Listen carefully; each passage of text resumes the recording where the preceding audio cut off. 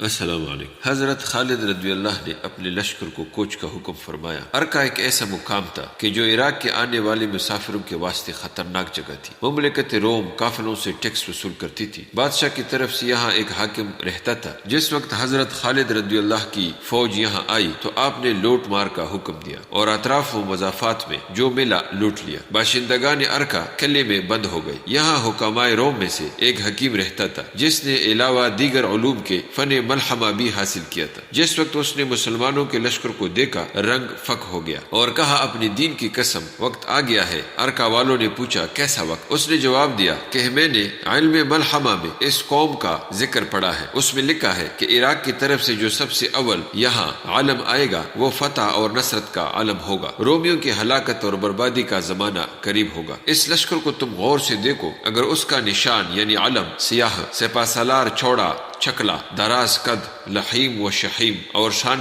کشادہ، قوی ہیکل، چہرے پر کسی قدر چچک کے داغ اور گندمگو ہو تو شام کی جنگ کے لیے ان کا وہی سردار ہے اور اسی کے ہاتھوں سے شام فتح ہوگا۔ انہوں نے مسلمانوں کی فوج کی طرف دیکھا تو جیسے کہ حکیم شمعان نے ان سے بیان کیا تھا، حضرت خالد رضی اللہ کے ہاتھ میں وہی نشان۔ یہ لوگ اپنے اس حاکم کے پاس گئے اور کہا آپ کو معلوم ہے کہ حکیم شمعان بغیر حکمت کی کوئی بات نہیں کہتے۔ ہم سے جو کچھ انہوں نے بیان کیا تھا ہم نے من و عن اپنی آنکھ سے دیکھ لیا۔ ہماری رائے ہے کہ اہل عرب سے ہم صلح کر لیں اور اس طرح اپنے آپ، مال، اولاد اور گھر بار کو معمول بنا لیں۔ اس نے کہا کل صبح تک آپ حضرات مجھے مہلت دیں تاکہ میں کوئی صحیح رائے قائم کر سکوں۔ یہ اشخاص اپنے اپنے گھر واپس چلے گئے اور حاکم وقت تمام رات اس پر غور و فکر کرتا رہا، چونکہ وہ ایک مدبر اور عقل مند شخص تھا۔ اس نے اپنے دل میں نشیب و فراز اور موقع کی اہمیت پر نظر کر کے یہ سوچا کہ اگر میرے آیا کے خلاف کروں تو ممکن ہے کہ مجھے پکڑ کر اہل عرب کے حوالے کر دے۔ یہ مجھے حتمی طریقے سے معلوم ہو چکا ہے کہ جنرل روبیس فلسطین میں عرب کی بہت توڑی فوج سے شکست کھا چکا ہے اور اس وجہ سے رومیوں کے دل میں اہل عرب کا رعب چھا گیا ہے جو ان کے دلوں سے کبھی دور نہیں ہو سکتا۔ تمام رات دل میں یہی باتیں کرتا رہا۔ صبح رعایا کو بلا کر کہنے لگا اب کیا ارادہ ہے؟ انہوں نے جواب دیا کہ ہم